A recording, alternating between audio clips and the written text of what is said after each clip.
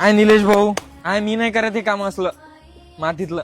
तिथे गावातही इथेच होतं, मातीतच काम, इथेच मातीतच शिकलेलं आहे ना मी. तुमच्या भरोशावर आलो इथे, मी काहीतरी चांगलं काम दिसाल म्हणून. काय रे, काय शिक्षण झाले तुझं एवढं? 12वी झाली ना. माझं डबल ग्रॅज्युएशन झालेले. अरे 30 कामगार आहेत माझ्याकडं, तरी पण आज सकाळी आलं तर मला शेवटी मातीत हात घालावा लागतो, कुंड्या बनवायला लागतात, कस्टमरला द्याव्या लागतात.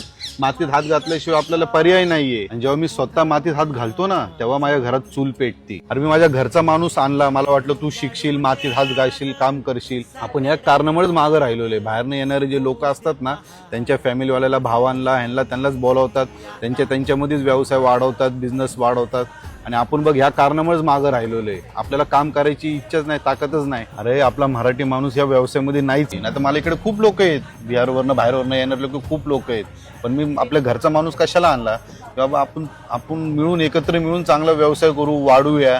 बाकीचे बाहेरचे लोक इकडे येऊन व्यवसाय वाढवायला लागलेत, व्यवसाय एक्सपॅन्ड करायला लागलेत, आणि आपण काय मागं राहायचं का? आपण पण एकत्र येऊ शकतो, व्यवसाय चांगला करू शकतो. अरे तू तर माझा घरचा माणूस आहे, मला तुला शिकवायचं होतं, घडवायचं होतं, आणि हा सेम व्यवसाय असा आपण कुठेतरी चालू केला असता, मी तुला चालू करून दिला असता. जाऊन दे यार, मला वाटतंय तुझ्याकडनं नाही होणार आहे काम. मी तुला कुठेतरी मॉलमध्येच कामाला लावतो.